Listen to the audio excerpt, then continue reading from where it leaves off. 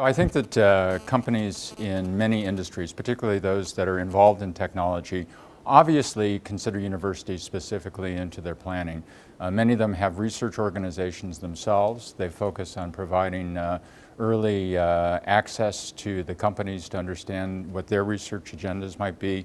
And also one of the key things that many companies do is to provide funding for research grants that allow a university to make specific progress around an agenda that the company has. So, one of the keys I think for this university is to build the relationships with those companies that are most closely aligned with the portfolio of technologies that you have.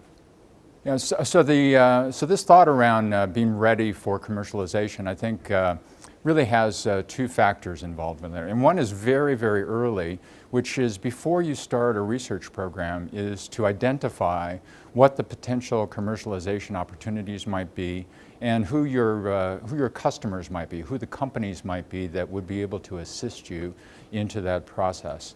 And then start the collaboration very early. I think perhaps one of the challenges we've had here is that we look at the collaboration perhaps too late in the cycle.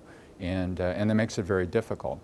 The second thing, as I think as the technologies mature, is to have the mindset amongst the researchers of commercialization through the process. And that is to think explicitly about what the potential might be, who the partners might be, and to continue the collaboration process with the companies so that it's a natural flow in the process and not an event at the end of the research program. Yeah, so it's very impressive, the breadth and the depth of the portfolio of the research agenda here in the university. And I think maybe this is in and of itself the challenge, because any one company does not really have an interest in the whole portfolio. They have an interest in perhaps one or two of the elements of the portfolio. And so I think the task that we have with the university is to segment the portfolio perhaps by the type of company or the type of application of the research, to identify those that we believe had the greatest potential, and then perhaps to do a little bit of market research around who the most likely companies are that would have an interest, and do this kind of matching.